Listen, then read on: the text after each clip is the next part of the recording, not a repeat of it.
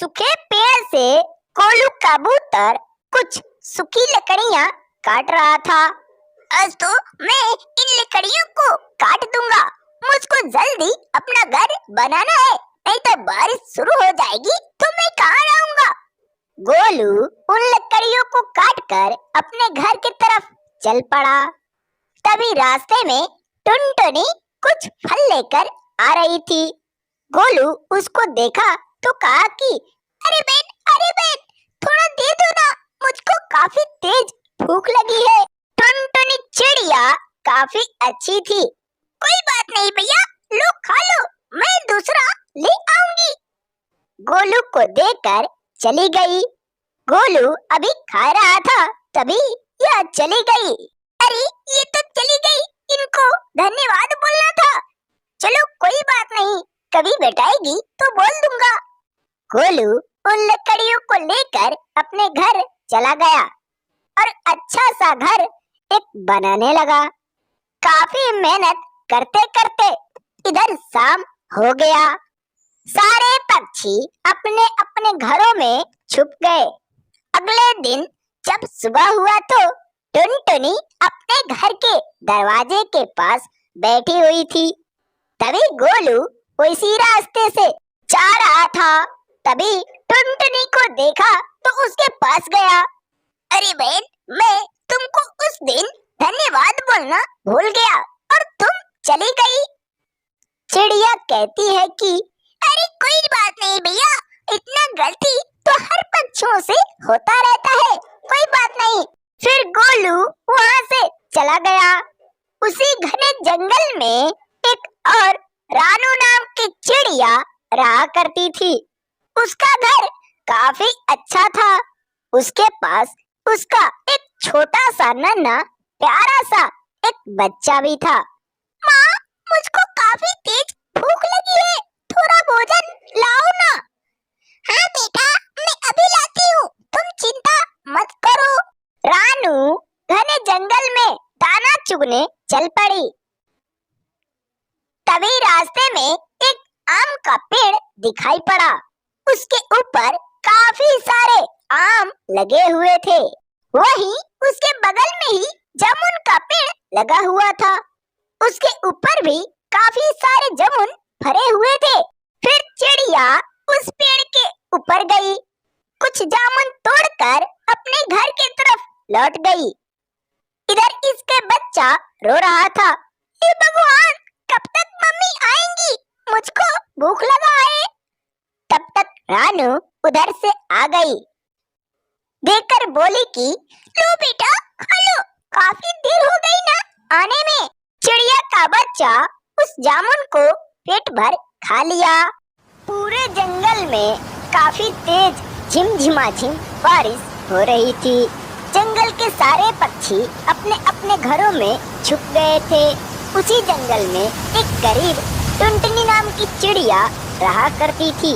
उसका घर इन्हीं बारिश के लहरों से टूट गया था। चिड़िया काफी रो रही थी। हे भगवान, मैं इतनी तेज बारिश में कहाँ जाऊँ? काफी रात हो गई है, बारिश खुलने की नाम नहीं ले रही है। मासूम चिड़िया उसी पेड़ के ऊपर बैठकर रो रही थी। इसका दुख कोई भी पक्षी नहीं सुन पा रहा था, क्योंकि बारिश काफी तेज थी। अगले दिन जब सुबह हुआ तो बारिश खुल चुकी थी। टुनटुनी चिड़िया अपने अंडे और घोंसले को देखकर बहुत रो रही थी। चिड़िया के दोनों अंडे फूट चुके थे। उसी रास्ते से जाते हुए एक गोलू कबूतर का नजर चिड़िया के ऊपर पड़ा।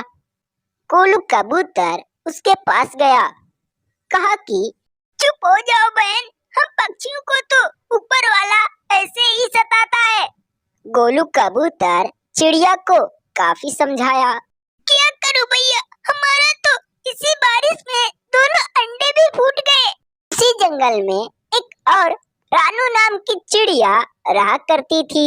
उसका घर काफी अच्छा था और मजबूत भी।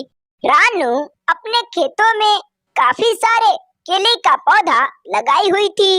बारिश होने से सारे फसल नष्ट हो गए। उन पौधों में काफी अच्छे मीठे ताजे फल आए हुए थे। रानू उन नष्ट हुए सारे फसलों को देखकर काफी दुखी हुई। हे भगवान, क्यों हम पक्षियों को इतना परेशान करते हो? रानू चिड़िया इतना कहकर अपने घर चली गई।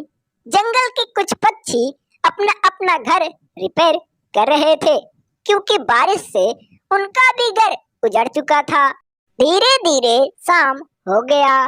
टुनटुनी आज कोलू कबूतर के घर रह गई। अरे बहन, तुम चिंता मत करो, कल सुबह होते ही तुम्हारा घर बना दूंगा। इसके बाद ये दोनों सो गए।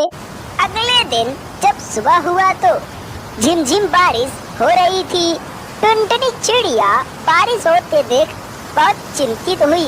हे भगवान, ये क्या किया? आज फिर से बारिश, लगता है आज मेरा घर नहीं बन पाएगा। फिर गोलू, क्या करे बहन, आज तो फिर बारिश होने लगी, तुम्हारा घर कैसे बनाएंगे? आज के बारिश में चलने वाली हवाएं काफी तेज थी। जंगल के कुछ विशाल पेड़ गिर रहे थे। इन हवाओं के बल से हवा काफी तेज था। रानू चिड़िया जिस पेड़ पर अपना घर बनाई थी वह घर भी हिलने लगा। चिड़िया काफी डर गई। थोड़े समय हिलते हिलते अचानक पेड़ गिर पड़ा। मासूम चिड़िया का घर भी टूट गया। रानू घर से बाहर आई। हे ऊपर वाला, ये क्या किया तूने? हमारा घर इस बारिश में टूट गया। अब मैं इतनी तेज बारिश में कहाँ जाऊँ? कोई पक्षी अपने घर में रहने भी नहीं देगा। इतना कहकर रानू चिड़िया घने जंगल के तरफ चल पड़ी।